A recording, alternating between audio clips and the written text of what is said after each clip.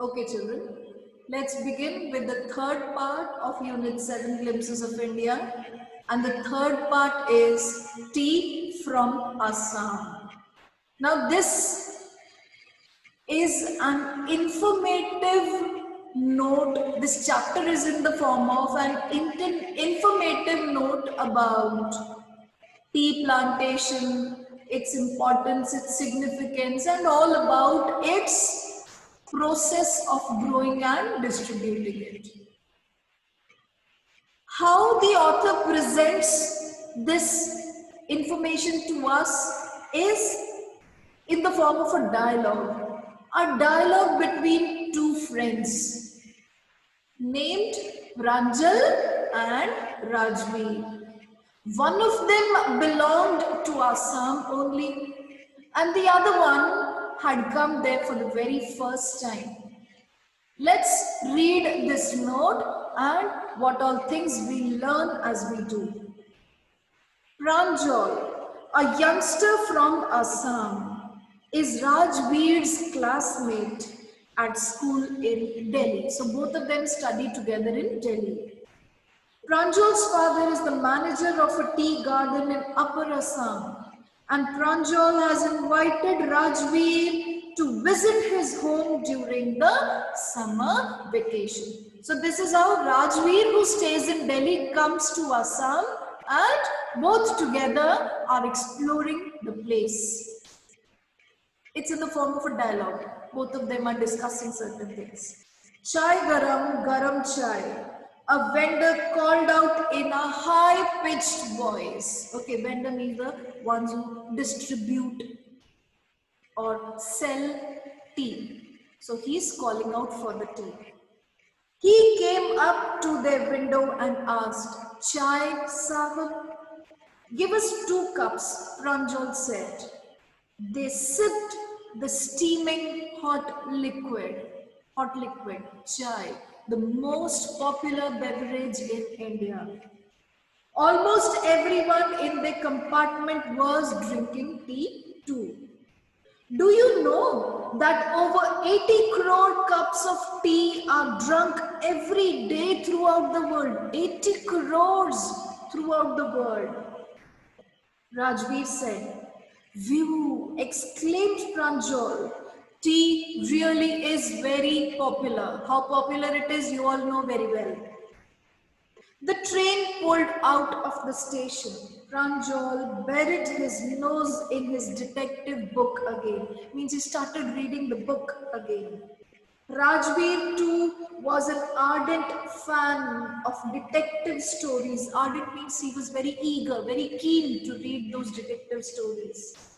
But at the moment, he was keener on looking at the beautiful scenery outside the window of the train in which he was traveling.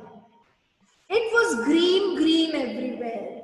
Rajveer had never seen so much greenery before. Person living in Delhi. Okay, you know, in the name of development, how much deforestation has taken place over there. So here, a person from Delhi, been to Assam, on the train journey itself, is exploring that greenery around it. Rajveer had never seen so much of greenery before. Then the soft green paddy fields gave way to tea bushes. Means when he started looking, he was just having a look at the paddy green fields, and now started the tea bushes also. It was a magnificent view. Against the backdrop of densely wooded hills, a sea of tea bushes stretched as far as the eye could see. Assam, known for its tea plantation. So what all things he could see were all about the tea bushes, which were having a backdrop of hills, wooded hills. Okay, backdrop means the scenery at the back. Dwarfing the tiny tea plants were tall, sturdy shade trees, and amidst the orderly rows of bushes, busily moved doll-like figures. In the distance was an ugly building with smoke billowing out of the tall chimneys. Okay, see the whole line once again. Dwarfing the tiny plants were the tall, sturdy shade trees. Tall, sturdy means how big they were, how dense they were, how thick they were. So how in front of those tall, sturdy trees look those tea bushes. Move the doll-like figures. Doll-like figures refers to the women who were busily plucking out the tea leaves. And an ugly building with smoke billowing out of the tall chimneys. Billowing is puffing out. So probably it was a factory wherein some kind of business was going on, from making the tea leaves into the tea which we use on a routine basis. Hey, a tea garden, Rajveer cried excitedly. Pranjal, who had been born and brought up in one such area only, he didn't share Rajveer's excitement because he had seen those things on a regular basis. So there was nothing special about that place for him. But it was obviously very special for Rajveer because he was seeing all those things for the very first time. Oh, this is tea country now, he said. Assam has the largest concentration of tea plantations in the world. You will see enough gardens to last you a lifetime. Means if you stay and keep exploring throughout your life, you would find so many in number. I have been reading as much as I could about tea, Rajveer said. No one really knows who discovered tea, but there are many legends. Legends are the stories which have been heard without any factual details about it. Okay? So he says, who exactly discovered tea, nobody knows, but then many stories have been heard about it. What legends? So Pranjal, although he stayed there, but he hadn't studied so much about tea plantation as much as Rajveer had read about it. Well, there's the one about the Chinese emperor who always boiled water before drinking it. One day a few leaves of the twigs burning under the pot fell into the water, giving the water a delicious flavor. It is said that those leaves were tea leaves.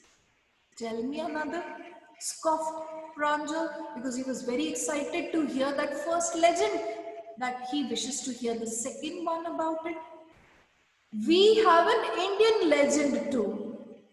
Bodhidharma, an ancient Buddhist ascetic here refers to the monk, a Buddhist monk, cut off his eyelids because he felt sleepy during meditations. See, there are certain things which have been heard and read about these monks, that they punish themselves if they feel sleepy during the meditation. So one such punishment was given by a Buddhist monk because he felt sleepy. 10 tea plants grew out of these eyelids. The leaves of these plants, when put in hot water and drunk, banished sleep. Banish means a person can get rid of sleep with having those, after having that tea. This was another legend which probably Rajveer had read about. Tea was first drunk in China, Rajveer added, as far back as 2700 BC. Means since then tea is so popular. In fact, words such as tea, chai and chini are from the Chinese only. Tea came to Europe only in the 16th century and it was drunk more as medicine than as a beverage. The train clattered into Mariani Junction. The boys collected their luggage and they pushed their way to the crowded platform. Pranjal's parents were waiting for them. Soon they were driving towards Dekhiabari, which is the tea garden managed by Pranjal's father. In the introduction we read that Pranjal belonged to there because his father was a manager of one of the tea plantation, the tea garden. So he is taking them to that Dhekiabari tea estate. An hour later, the car veered sharply off the main road. Veered is to cross by at a very fast speed. They crossed a cattle bridge and they entered into the Dhekiabari tea estate. On both sides of the gravel road refers to the stones, the small pebbles, conker, were acre upon acre of tea bushes, all nearly pruned to the same height. Pruned means trimmed, how equally they were trimmed, same height they looked. Groups of tea pluckers with bamboo baskets on their backs, wearing plastic aprons, they were plucking the newly sprouted leaves. Pranjal's father slowed down to allow a tractor which was pulling a trailer load of tea leaves to pass from the place.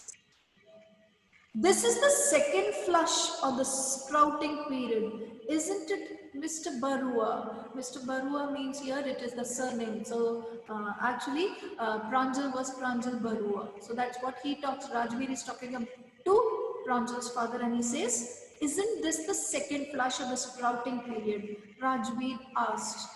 It lasts from May to July, and it yields the best tea of the season. You seem to have done your homework before coming, Pranjal's father said in surprise, because he didn't expect a young boy having so much information about the tea plantation, that he knows very well that the second sprouting period is from May to, what does they say? May to July, and the best of the tea, the best quality tea is produced during this season. Yes, Mr. Barua, Rajveer admitted, but I hope to learn much more while I am here.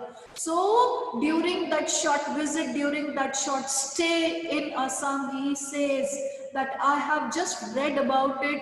I would like to personally explore all about the information about the tea plantation as I am here for a few more days. So, this is how through the dialogue, the author has informed us in a detailed way that how tea is produced, what all months are there and which place, and how much of an abundance has the tea been there, and about the legends or the stories which have been known about the production of tea. Fine. So with this, we finish with the third part as well. I'm sharing with you the answers of this part. Okay.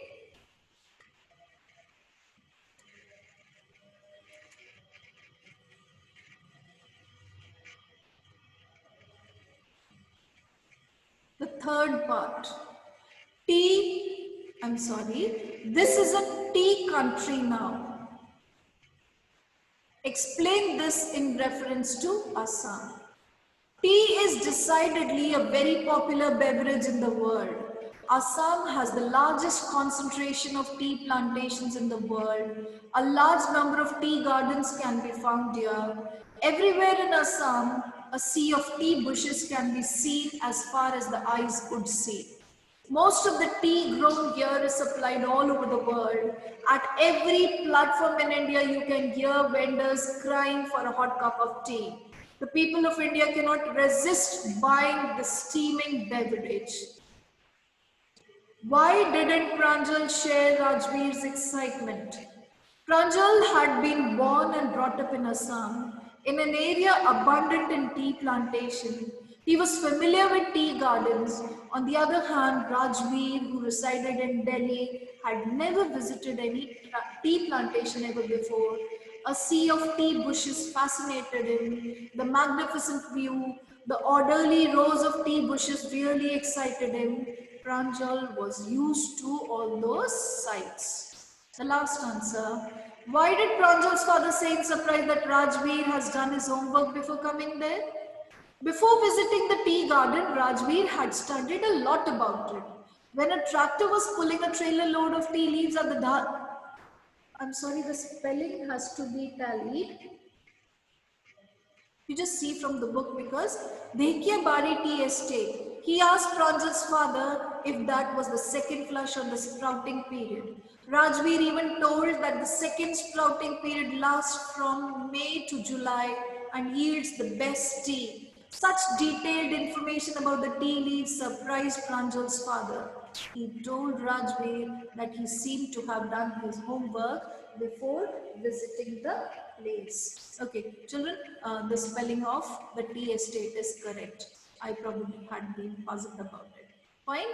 So with this, we finish with the answers of the third part as well, and this should be completed. Next week, we shall do another chapter from the supplementary reader. Okay? Goodbye. Take care. Keep studying.